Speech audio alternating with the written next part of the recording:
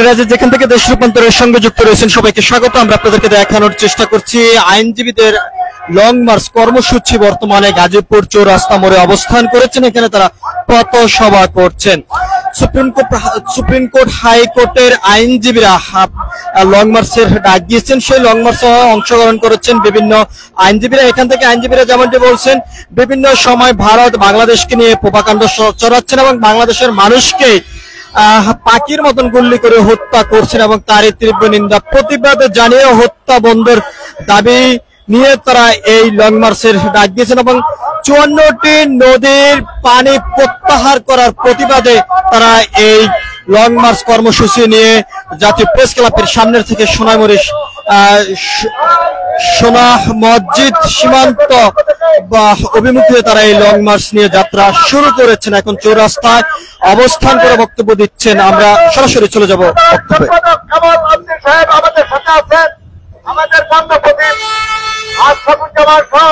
আমাদের আইনজীবী সুপ্রিম কোর্টের আইনজীবীরা আছেন, সর্বস্তরের পেশাজীবী রাজনীতির আমাদের ন্যায়সঙ্গত দাবিতে ভারতের সাথে চোখে চোখ রেখে বাংলাদেশের স্বাধীন জাতি হিসাবে আমরা মর্যাদার সাথে আমরা এটাই হবে আজকের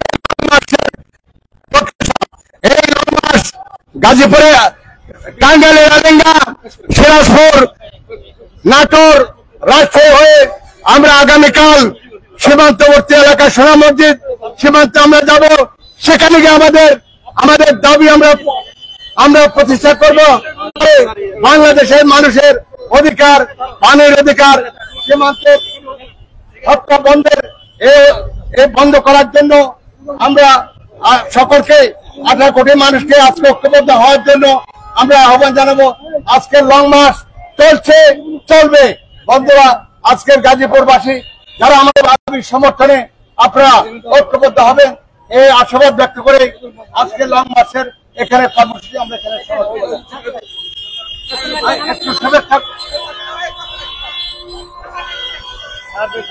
সম্মানিত উপস্থিতি। এবারে আমরা আপনাদেরকে দেখানোর চেষ্টা করছি আইনজীবীদের যে লং মার্চ গাজীপুর চৌরাস্তায় বর্তমানে অবস্থান করেছেন। এখানে বক্তব্য দিচ্ছেন তারা ভারত বিরোধী ভারত যে ষড়যন্ত্র চলছে সেই ষড়যন্ত্রের প্রতিবাদ নিন্দা জানিয়ে ভারতীয় আগ্রাসনের বিরুদ্ধে আইনজীবীদের লং মার্চ। এখান থেকে তারা যেমনটি বলছেন, যত সময় পর্যন্ত ভারতে এই প্রভাকাণ্ড বন্ধ না করবেন তত সময় পর্যন্ত তাদের এই লং মার্চ কর্মসূচি অব্যাহত থাকবে। এবং তারা এখান থেকে আরো বলছেন, ভারত বিভিন্ন সময় বাংলাদেশকে নিয়ে অস্থিরতাশীল তৈরি করছেন এবং বিভিন্ন ভাবে বাংলাদেশের মানুষকে হত্যা করে কাঁটাতারের সঙ্গে ঝুলিয়ে রাখেন। তারই নিন্দা প্রতিবাদ জানিয়ে হত্যাকাণ্ড বন্ধ করার দাবি নিয়ে লং মার্চ নিয়ে জাতীয় প্রেস ক্লাবের সামনের থেকে তারা যাত্রা শুরু করেছেন। বর্তমানে সেই লং মার্চ গাজীপুর চৌরাস্তায় অবস্থান করছেন। আমরা আপনাদেরকে সেই চিত্রটি সরাসরি দেখানোর চেষ্টা করছি দেশ রূপান্তরের ক্যামেরার মাধ্যমে। বাংলাদেশের স্বাধীনতার সার্বভৌমত্ব রক্ষা করার জন্য তারা এই রাজপথে অবস্থান করেছেন বলে এখান থেকে আইনজীবীরা জানিয়েছেন। আমরা আপনাদেরকে সেই চিত্রটি সরাসরি দেখানোর চেষ্টা করছি।